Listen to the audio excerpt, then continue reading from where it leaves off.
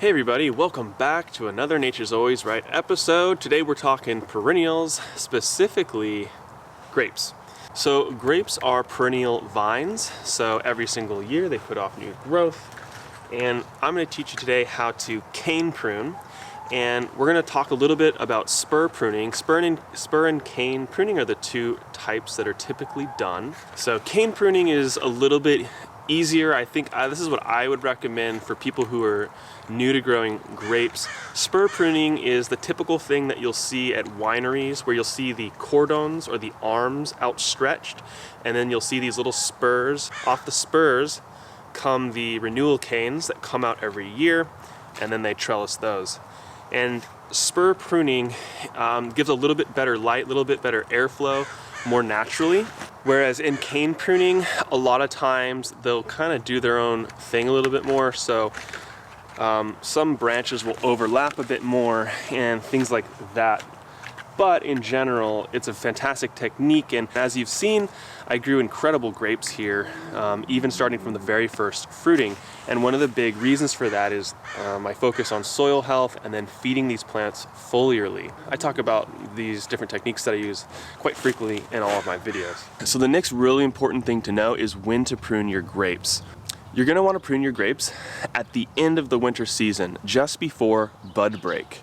And what that means is, as their temperatures heat up, the grapes will start to wake up from their dormancy, and it'll start sending energy to the buds to awaken them and to start growing so that they can produce fruit for the summer. So this is going to be different for everybody. And this is going to come a little bit from experience and just watching your grapes every single year and about when that happens. Now here in San Diego, I would typically do this sometime in February. That's when we'd get temperatures warm enough to start waking them up. But I'll keep watching the grape. Now for many of you, you're going to have to wait much longer than that. Now why is this really important? Well, during the grape's dormancy, all the energy that it put into its vines and all that, it's trying to send energy back down into the root system. It's doing a bunch of processes that it needs to do. I'd relate it to like a bear or a turtle hibernating, or a chicken when they in winter when they stop laying. It's this time of repair and all these different processes going on. And that's kind of what the grape is doing. So this grape is now in its third year. And in the first years, just like on a fruit tree, when you're training those, in the beginning stages, you're training a little bit differently. You're trying to set up the structure really well. The reason I like spur pruning better, especially for beginners, is because you can make more mistakes, and it's not going to have as bad of a permanent problem later on. Whereas if you don't space the renewal spurs well on the cordon arms for spur pruning, then you can end up with problems. So the first thing I'm going to do to this grape, before we start looking at it and explaining the structure, I'm just going to clip out all the old vines and cut it back so that it's easier to look at and manage and get a good idea of which canes you want to keep, how many buds you want to keep. So making it a little bit cleaner and easier to look at is going to be really helpful for giving it a better shape.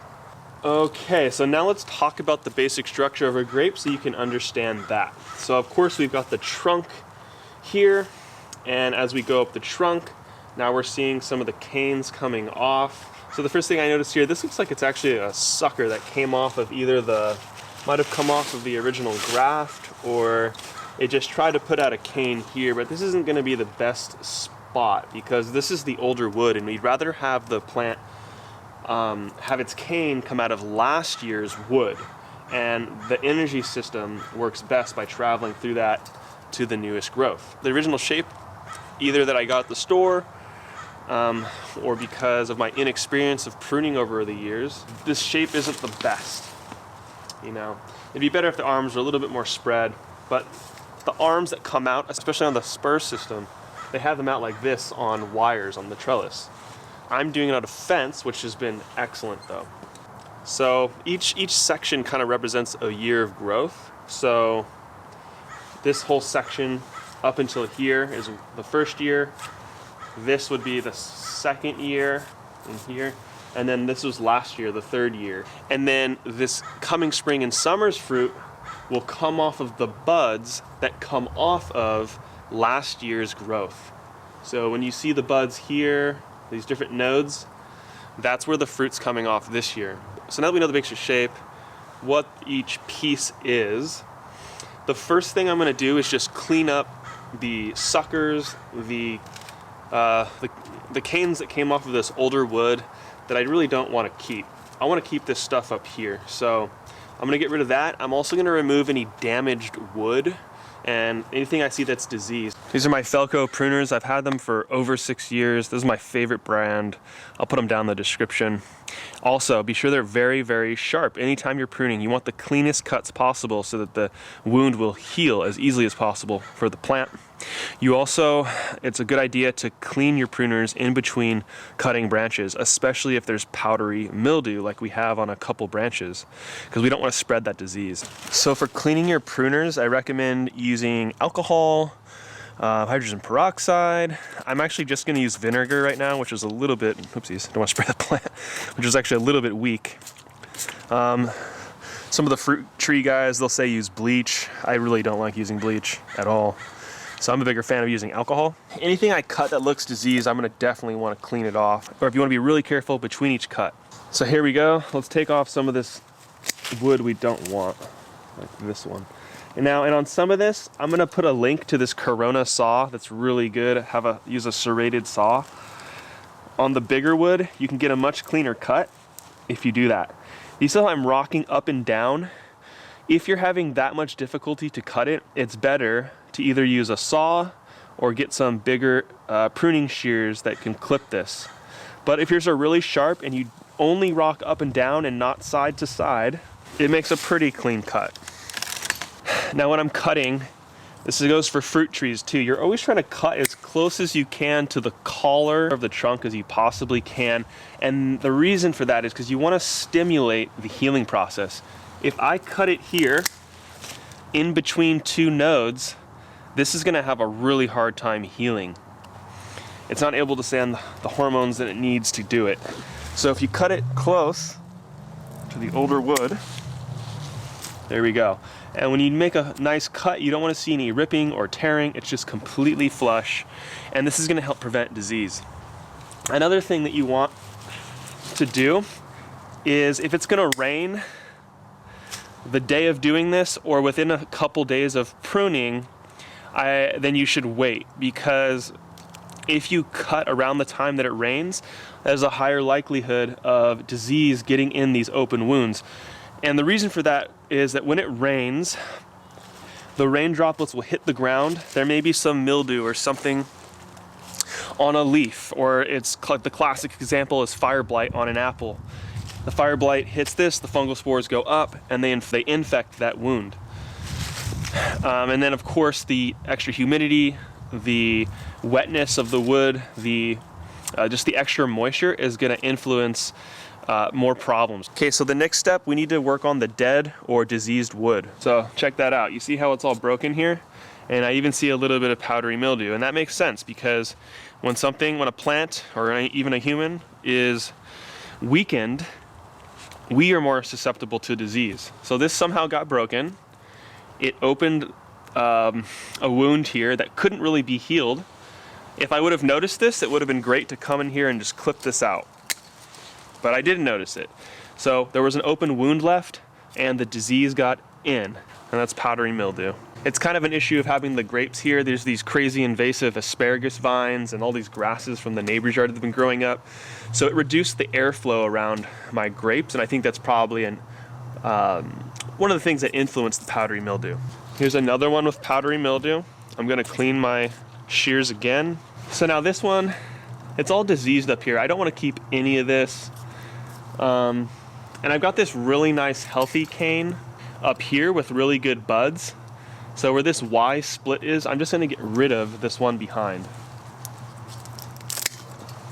And I have one more type of injury to show you. It looks like something, it could have been a bug burrowed in here, or maybe it had some other breakage or issue, but there's sap coming out to help with the healing process. And then you can see right above powdery mildew. So because this node is broken and messed up, I don't trust that this is gonna form a healthy bud. I'd rather get rid of this. And so because of that, we're gonna go down to this node. So this is the bud. So this bud, and this bud will put out new canes this year and have fruit.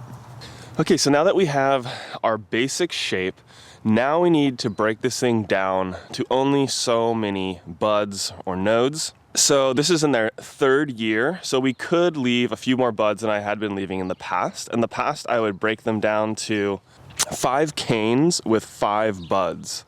That's what I did, and it worked pretty darn well. I've listened to a lot of different grape growers, and they all suggest different numbers. And I also think it has a lot to do with the vigor of your vine, the variety, how old is your vine. The older it will be, more established, the more energy you can put into everything, so you could produce more fruit from the same vine. All this darker brown wood has a reddish color. That is last year's wood where the buds will come off for the new growth. So I'd like to start pruning with the most obvious things I need to do first. So the most obvious thing to me is we've got 1, 2, 3 all bunched up on each other. We've already got some great wood right next to it too. So I'm thinking we cut it all the way down to this node and just leave that. And I'm choosing this one because it looks like it's the strongest. Next thing, let's get rid of these little side guys here.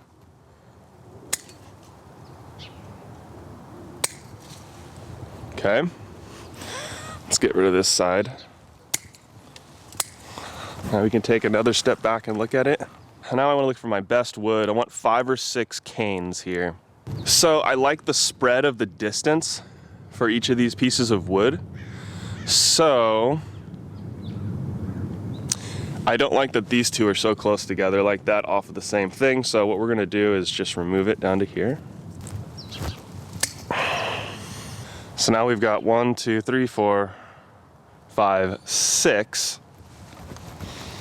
And we've got 1, 2, 3, 4.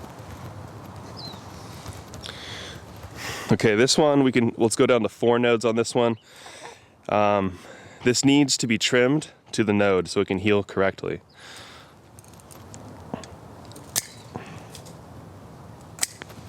Okay, so this one's got 1, 2, 3, 4, perfect. This one's got 1, 2, 3, 4. 1, 2, 3, 4. We'll cut it here. All right, so now what we're left with is 6 canes with a total of 24 bud positions possible on the latest wood.